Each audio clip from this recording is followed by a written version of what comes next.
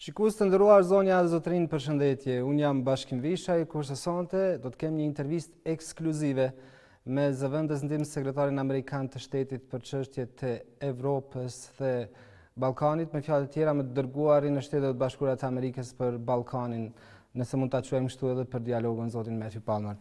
Mr. Palmer, it's a great pleasure to have you in our RTK Prime. Welcome. Thanks very much for having me on the show today. I'm grateful for the opportunity. It's a pleasure. Mr. Palmer, you have been here for 3 days. What was the message to the leaders and all those you have met? Well, I think the core message is to reinforce and underscore the strong and enduring nature of the partnership between the United States of America and the Republic of Kosovo. We support Kosovo's European perspective. We want to see Kosovo integrated into the European and Euro-Atlantic community. We support the goals that the government has established for combating corruption, combating organized crime, promoting rule of law. We want to be there as strong partners.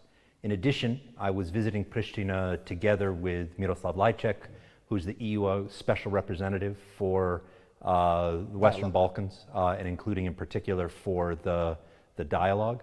And Special Representative Lajcek and I wanted to reinforce and underscore the importance of Kosovo engaging constructively in the dialogue process, working towards the full normalization of the relationship with Serbia and opening the door to the European future for the people of Kosovo. So you are saying that now has a great cooperation between US and EU for this process, for the dialogue. You're saying that you share the same goal? We share absolutely the same goal, the normalization of the relationship, the opening up of the European perspective. We are working in strong partnership. This is a dialogue process that is led by the parties. It's led by Kosovo. It's led by Serbia. It's facilitated by the European Union, and it has the strong support of the United States. And I think it's a good message to both Kosovo and to Serbia to see Miro and I standing shoulder to shoulder in support of this process. But do you see some differences in this process? Because the United States wants the agreement with mutual recognition between Kosovo and Serbia, and another side, a European Union to normalize relations between Kosovo and Serbia. It's not the same, Mr. Palmer. They're not contradictory. They move in the same direction. We would like to see an agreement on the full normalization of the relationship between Belgrade and Pristina, Serbia and Kosovo. Ideally for us, that's centered on mutual recognition. That's really, as we look at it, the only thing that puts this issue in the rearview mirror and opens up a clean European path for both countries. But Kosovo insists to have a direct involvement of United States of America in the dialogue. Can that be, Mr. Lajcek, in the table? Can you be the special envoy of US in this process? Yeah, we are not parties to the negotiation, but we are stakeholders in this process. We are committed partners for the EEAS, for Miroslav Lajcek. We're committed partners for Kosovo. We are committed partners for Serbia. So even if we're not sitting in the table in the room as the various issues are being debated, we have been talking about these issues with all of the parties to the process on multiple occasions. We have very good, clear insight into what the issues are that are being debated. We're part of the conversation. So in that sense, we are participating in the negotiation, even if we're not parties to it.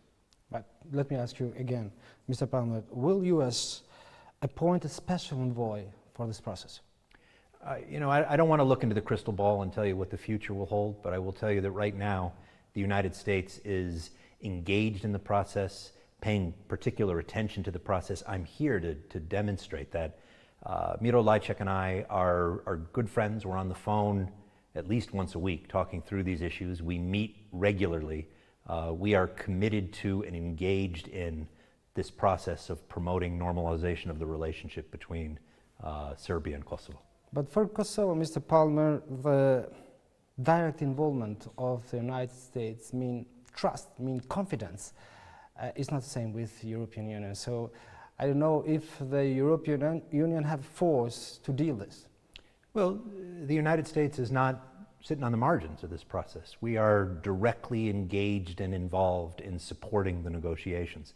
And that's really part of the message of my joint visit together with Miroslav Lajcek, is to underscore the depth of U.S. commitment, the depth of U.S. involvement, the depth of U.S. engagement, and to the extent that Kosovo and the people of Kosovo, the government of Kosovo, look to the United States to be an advocate in this process, an ally, a supporter of the normalization process, then yes, they should be reassured that the United States is committed to this, strongly supportive of EU facilitation of this process, but very much engaged and involved in pursuing an agreement that is fair, that is durable, and that opens up the European perspective for Kosovo and for Serbia.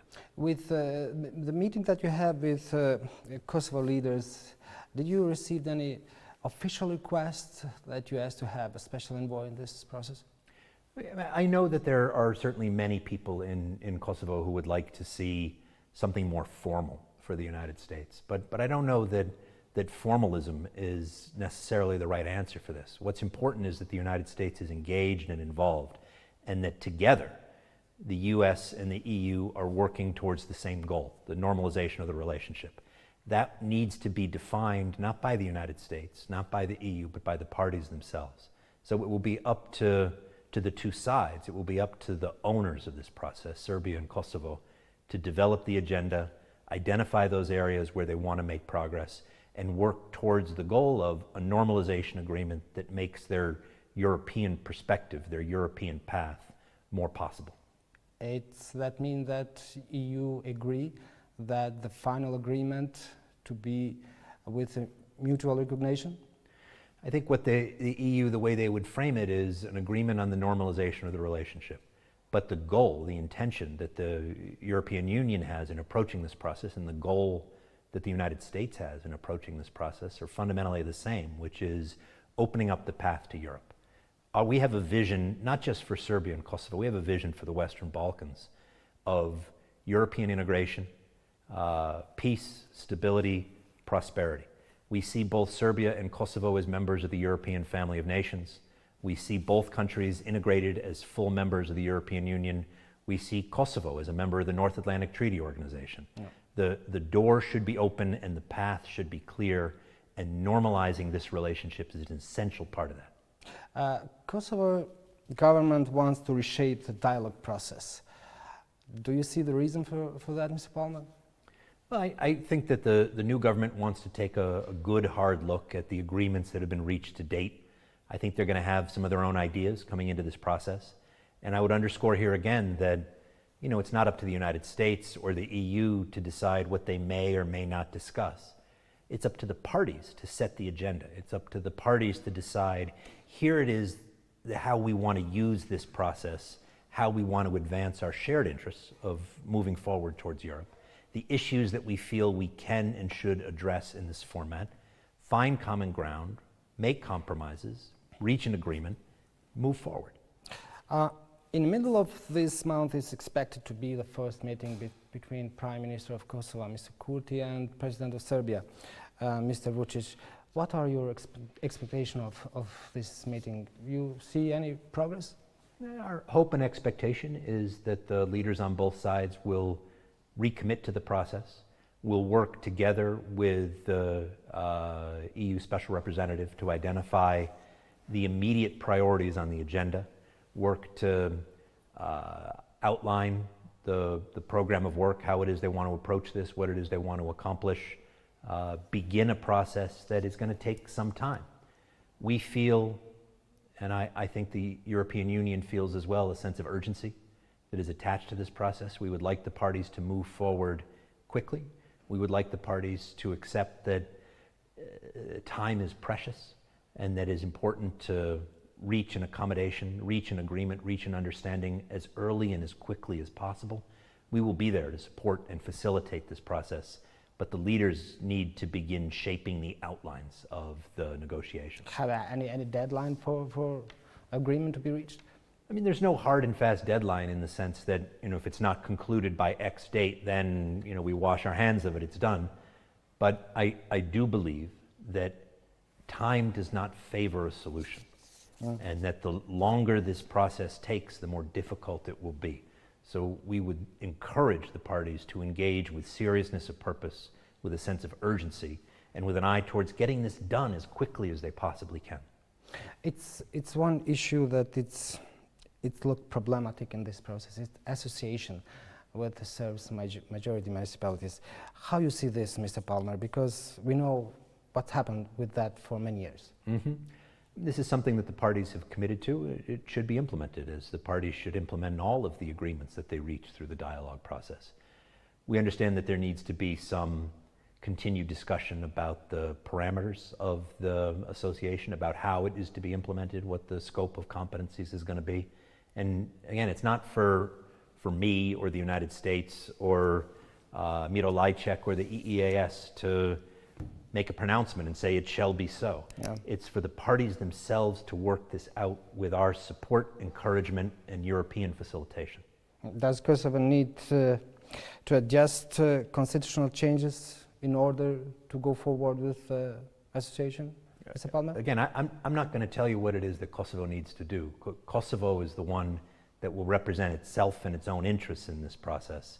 And those are issues for the government of Kosovo to decide in terms of how they want to approach this, what their red lines are, what their parameters are, what they're able and willing to do in this process, and what they're not able or unwilling to do. And Kosovo has a sovereign right to make that decision for itself. Kosovo has red lines in this case, Mr. Palmer. You know that, I think. I mean that leaders of Kosovo told you what the red lines are. Sure. No, I understand this, and I've had long conversations with representatives of the government about this issue. What I would encourage the Kosovo side to consider as they approach this process is not just what Kosovo is unable or unwilling to do, but what Kosovo is able and is willing to offer in this process, that it needs to be an active participant in shaping the agenda and not just defining negative space. It's not an easy thing to do, but I'm quite confident that this government is fully capable of it. Yesterday, Prime Minister Kurti told that there will not be one ethnic association, and we know what the leader of Lista Srpska said after that. Is this the main problem in this process, Mr. Palmer? I think that the issue here is finding common ground between Pristina and Belgrade, finding sufficient common ground between Serbia and Kosovo about the nature of the relationship between the two states, about the terms of normalization. Both Serbia and Kosovo want the same thing, which is that they want a European perspective. They want a European future. They want a prosperous future for themselves, their families, their children. Getting the Serbia-Kosovo relationship right, making it normal, making it functional, is part and parcel of that. It needs to happen. The terms of this, exactly what that entails or involves or requires, I'm not going to tell you what that is. That's for the parties themselves to decide through this negotiation process. And I will not prejudge that outcome, and I will not negotiate on behalf of the parties without their presence. This is for them to work out. We will help and encourage and support.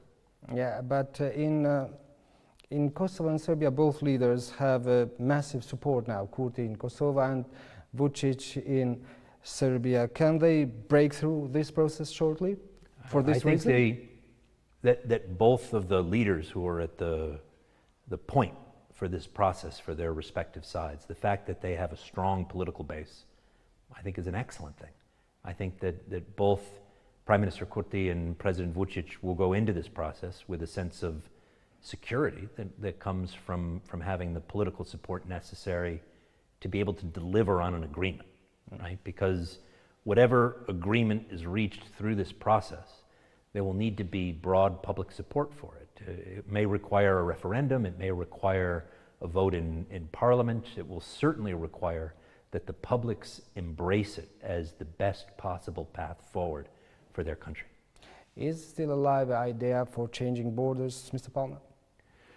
I don't think that's on the agenda, and it's not up to me to identify the red lines in this process. It's up to the parties. I think the Kosovo side has been pretty clear on that issue.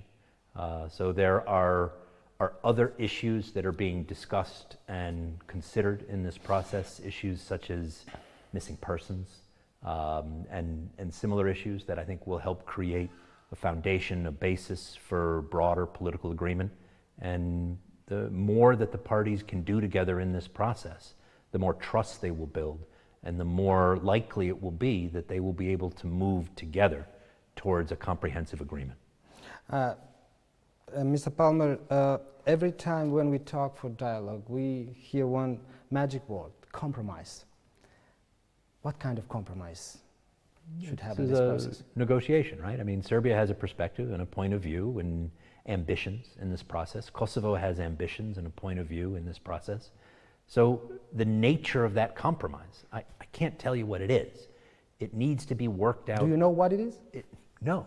It needs to be worked out by the parties themselves in this process. If we knew the answer, you wouldn't need the meetings, right? So the meetings are to help shape and identify the nature of that compromise. But when I use that word, when others use that word, it's meant to acknowledge that you have two parties in this process who do not agree, who see things differently. And if there's going to be a single common perspective on normalization, and that's going to be defined and implemented, that no side, no party is going to get everything that they want. So there will have to be some back and forth and some interchange. The nature of those compromises is the purpose of the dialogue. Yeah, but in Kosovo, when we talk for compromise, it's kind of fear that Kosovo need to give something in this process. Kosovo also stands to get something in this process, right? So the idea that there is give and take, the idea that there is back and forth, the idea that neither party is going to come out of this with everything that they want or everything that they desire without accommodating the other side's needs, desires, and red lines as well. I mean, there's a word for that. That word is a negotiation, right? And that the dialogue is intended to facilitate a negotiation. It's intended to provide a frame for reaching an agreement that can be embraced by both sides equally, that can be embraced by Kosovo and the Kosovo public, embraced by Serbia and the Serbian public, and from which both leaders and both parties understand that they will benefit. Mr. Palmer, are you convinced that Serbia will recognize Kosovo in the end of this process? That is certainly the goal on the part of the United States. And the President of the United States, President Biden, has been clear about that in his communications and his public messaging. The United States would like to see an agreement centered on mutual recognition as really the only thing that once and for all resolves this issue and puts it in the past and allows both countries to focus, as they should, on the future. Mr. Palmer, you was yesterday in Monastery of Dečani and speak with Mr. Janjic. They refused to recognize, to accept the visit of Prime Minister of Kosovo in the monastery. Did you discuss with him for this? Of course. I mean, fundamentally, you know, there's a couple of issues here, but the one that is of particular concern to the United States is that there is a decision by the highest court, by the Constitutional Court, regarding ownership of two parcels of land. I think it's a total of 24 hectares that the court has ruled are the property of the church. And the government should take the steps necessary to execute that court decision. That's a function of rule of law as we look at it. There is an obligation on the part of the government to do that which the courts instruct as a matter of law they should and they must. I understand why the leadership of the church is resisting a conversation with the government until and unless that court decision is implemented. The court decision is now 5 years old. It's been a long time. I did discuss this issue with the church leadership, and I encourage them to engage in dialogue with the government. I encourage them to open up lines of communication and discuss this issue. But I think when it comes to the question of implementing the court decision, there's not that much to discuss. The government has an obligation. It's a legal obligation. It's a part of rule of law. They should move forward and implement that decision consistent with the obligations established by the court. I have a last question because we don't have time. It had been said that the government of Kosovo will restore the reciprocity with Serbia. What do you think of this? Well, I think what's important for Kosovo is that the dialogue process be allowed to grow and develop and get traction. Kosovo's long-term interests, I would argue, are best served by engaging in this dialogue process, moving forward to a successful conclusion, reaching an agreement with Belgrade that fully normalizes this relationship, and creating opportunities for the European perspective to grow and develop and bear fruit. This is something the United States strongly supports. We see the path forward to Europe and to NATO as running through the dialogue, and we are encouraging the government of Kosovo to engage in that process with seriousness of purpose. Mr. Palmer, thank you very much. Thank you for having me on the show today. Really grateful for it. Thank you, it was a pleasure. Shikues nderuar, faleminderit edhe juve që na ndoqët. Do të kemi një shkputje shumë shkurt, pastaj do të kthehemi dhe do ta analizojmë këtë intervistë ekskluzive me zotin Palmer. Qëndrojmë me ne.